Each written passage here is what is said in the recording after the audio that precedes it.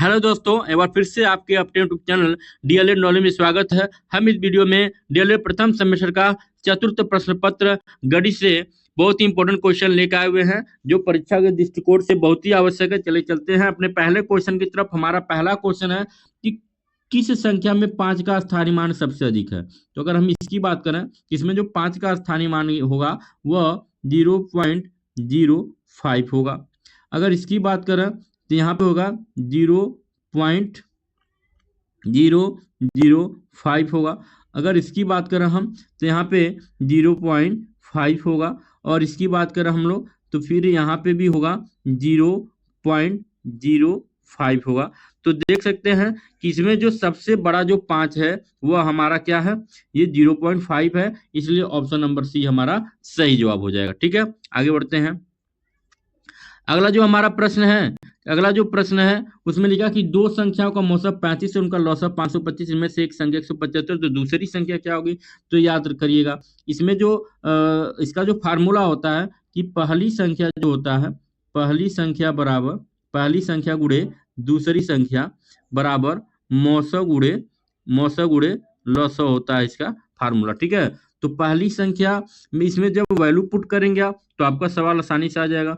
तो उनमें से एक संख्या आपको करना क्या है, तो 35 गुणे 525 में आपको डिवाइड कर देना किससे, 175 में। तो आपका आंसर इसको सॉल्व करने पे 105 आ जाएगा। ठीक है, तो हमारा जो सही ऑप्शन होगा वो 105 होगा। ठीक है, फार्मूला याद रखिएगा।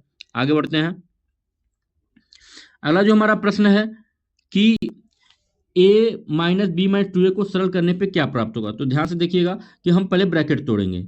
तो यहाँ पे जब ब्रैकेट तोड़ेंगे तो ये माइनस बी हो जाएगा, और अंदर का माइनस और बाहर का माइनस मिलकर प्लस 2b हो जाएगा। जब इसको सॉल्व करेंगे तो a प्लस बी हमारा सही आंसर आएगा। ठीक है, ये हमारा सही ऑप्शन हो जाएगा। अब देखिए, हम लोगों ने सवाल गलत नोट किया, इसको सही तरीके से नोट करना है तब सवाल को सॉल्व करेंगे। यहाँ पे पहले सवाल को उतार ले, a minus B minus 2a।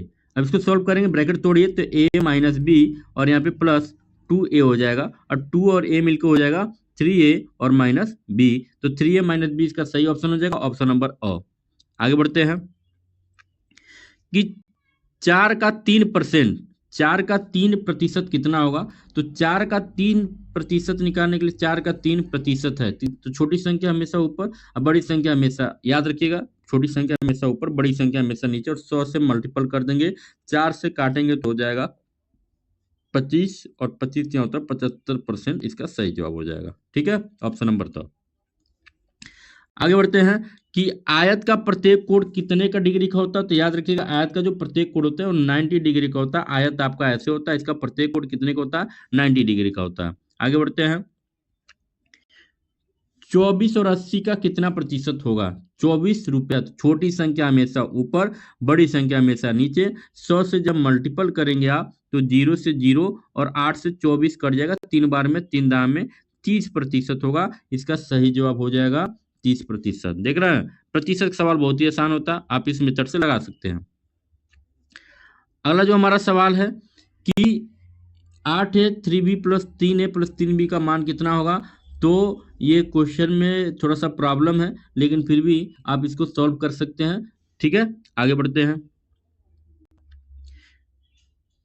13 का अनुवर्ती, याद रखिएगा। अब यहाँ पे हमें दो शब्द, यहाँ पे एक शब्द देखने को मिला, अनुवर्ती। अब इसी तरह अनुवर्ती मतलब होता प्लस, किसी भी संख्या में जब +1 करते हैं तो हमें अनुवर्ती संख्या प्राप्त होती है, और एक कितनी है, पूर्ववर्ती याद रखिएगा। जब किसी भी संख्या में -1 करते हैं तो हमें पूर्ववर्ती संख्या प्राप्त होती है। तो हमें 13 का अनुवर्ती, तो 13 में 1 जोड़ेंगे, 13 में जब 1 जोड़ेंगे तो हमें प्राप्त होगा 14, और इसका सही जवाब क्या हो जाएगा, 14 हो जाएगा। आगे बढ़ते हैं।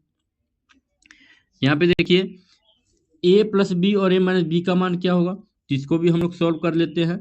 तो a प्लस बी और यहाँ पे a माइनस बी, तो देखिए एक कोष्टक में a प्लस बी और एक कोष्टक में a माइनस बी, इस तरह के जब क्वेश्चन हो तो ये एक फार्मूला बनता है अलजेब्रा में, इसका नाम है a square minus B square का ये फार्मूला बनता है। तो हमारा a square minus B square B option में है, ये हमारा सही हो जाएगा। अगला जो हमारा प्रश्न है कि 25% को दशमलव में बदलने पर क्या मान होगा। तो 25% परसेंट को परसेंट का जो वैल्यू होता है 1/100 होता है, याद रखिएगा। तो जब हम 25 में 100 से भाग देंगे, 25 में जब 100 से भाग दे दें तो जो 2 जीरो यहाँ पे नीचे है तो दशमलव 2 स्थान पर लगा देंगे तो 0.25 दशमलव रूप में बदल गया। तो हमारा देखिए ऑप्शन बी सही निकल गया। ठीक है, आगे बढ़ते हैं कि समांतर चतुर्भुज की सम्मुख भुजाएं कैसी होती हैं। तो समांतर चतुर्भुज जब आप बनाएंगे तो आप ऐसे बनाएंगे, तो इसकी जो सम्मुख भुजाएं होती हैं वह समांतर तथा समान होती हैं, याद रखिएगा। ठीक है, ऑप्शन नंबर 100। आगे बढ़ते हैं कि जब दो कोणों का योग 90 डिग्री होता है तो उसे क्या कहते हैं। तो जब दो कोणों का योग, जैसे मान लीजिए कोई 30 डिग्री है और प्लस 60 डिग्री, यहाँ पे दो कोण है, दोनों को जोड़ने पे 90 डिग्री आ गया। तो इस तरह के कोण को हम कोटि पूरक कोण कहते हैं। क्या कहते हैं? कोटि पूरक कोण कहते हैं। अगर दो कोणों का योगफल 180 अंश आता है तो इसे हम समपूरक कोण कहते हैं, याद रखिएगा। ठीक है, ये सवाल एग्जाम में आते हैं। आगे बढ़ते हैं कि वे कोण जिनमें शीर्ष तथा एक भुजा उभयनिष्ठ हो क्या कहलाती है। तो ऐसे को हम लोग क्या कहते हैं, आसन्न कोण कहते हैं। ऑप्शन नंबर अ सही जवाब हो जाएगा। आगे बढ़ते हैं, 180 के कोण को क्या कहते हैं। तो 180 अंश का जो कोण होता है उसको हम रिज कोण कहते हैं। कोण के बारे में आप जानते होंगे, अगर कमेंट करेंगे तो कोड के लिए आपके लिए एक स्पेशल वीडियो बना के हम लाएंगे जिसमें सारे कोड के बारे में लिखे होंगे। ठीक है, आगे बढ़ते हैं कि किसका प्रारंभिक तथा अंतिम बिंदु नहीं होता। तो कोण, त्रिभुज, रेखा, किरण, इसमें से कौन ऐसा है जिसका अंतिम और प्रारंभिक वेग नहीं होता है, बिंदु नहीं होता है। तो इस तरह का होता है रेखा। क्या होता है? रेखा का ना अंतिम बिंदु होता है ना प्रारंभिक बिंदु होता है, क्योंकि रेखा दोनों तरफ विस्तार हो सकता है। इसको सॉल्व करेंगे हम, तो इसको आप सॉल्व कर चुके हैं। ठीक है, तो इसका पहले ब्रैकेट तोड़ेंगे। तो देखिए ब्रैकेट कैसे तोड़ा जाता है, ध्यान से देखेंगे।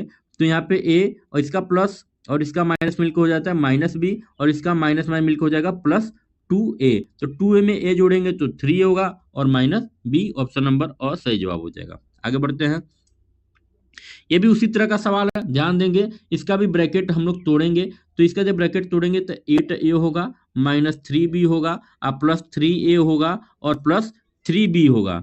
ठीक है, अब देखिए 8a यहाँ पे है और हमें 3a यहाँ पे है, तो 8 में 3 जोड़ देंगे तो हो जाएगा 11a, और 3b से 3b कट जाएगा तो आंसर हमारा आ गया 11a आ जाएगा। इसी तरह का सवाल ऊपर मिस्टेक हुआ था, तो सवाल को आप यहाँ पे देख सकते हैं। आगे बढ़ते हैं,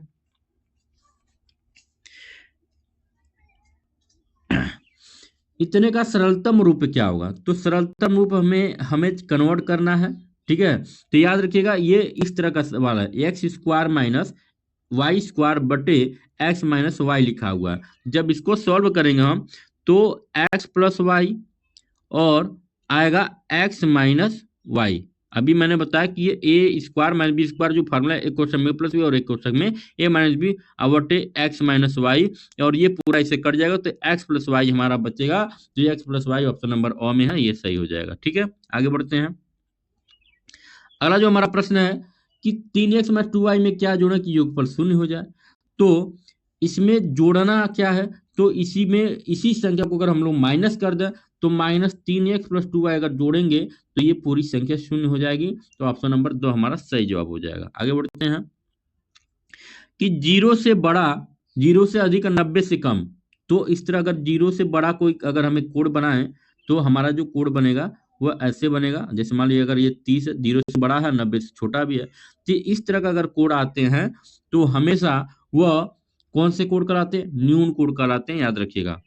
आगे बढ़ते हैं, अब हम पढ़ेंगे कि 83 65 में 3 का स्थानीय मान। देखा, स्थानीय मान निकालना बहुत ही आसान होता है। आपको करना कैसे, नंबर को लिखना। अगर 5 का निकालना है तो 5 लिख देना, 6 का निकालना है तो 60 लिख देना, 3 का निकालना है तो 300 लिख देना, और 8 का निकालना है तो 8000 लिख देना। तो इसमें हमसे 3 का केवल पूछ रहा है, तो 3 का हो जाएगा स्थानीय मान 300, ऑप्शन नंबर बहुत सही जवाब हो जाएगा। आगे बढ़ते हैं कि निम्नलिखित में से बृहत कोण कौन सा है। इसमें बृहत कोण किसे कहते हैं, तो बृहत कोण जो होता है वह 270 से क्या होता है, अधिक होता है, और 360 से क्या होता है, छोटा होता है। तो इसके बीच में जो कोण आएगा वह हमारा 305 है, यह हमारा बृहत कोण हो जाएगा। आगे बढ़ते हैं कि 5x प्लस 7x-3 का मान ज्ञात करिए। इसको ब्रैकेट तोड़िए तो 5x प्लस 7x-3, तो 7×5 = 12x-3 इसका सही जवाब हो जाएगा, और ये ऑप्शन नंबर सी में है। आगे बढ़ते हैं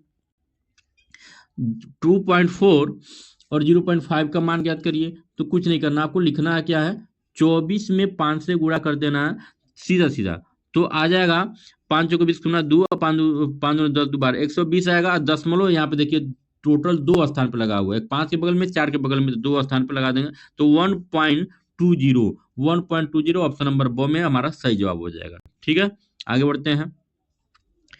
कौन सा जोड़ा एक दूसरे का व्युत्क्रम है, कौन सा जोड़ा एक दूसरे का व्युत्क्रम है, व्युत्क्रम मतलब होता है उल्टा। तो ठीक है, तो इसको हम लोग देखेंगे, तो अगर एक इसमें जो सही ऑप्शन हो जाएगा वो 5/6, क्योंकि 5/6 का उल्टा क्या होता है, 6/5, अगर यहीं पे हमें मिल रहा है। ठीक है, बाकी सब जो है व्युत्क्रम नहीं है।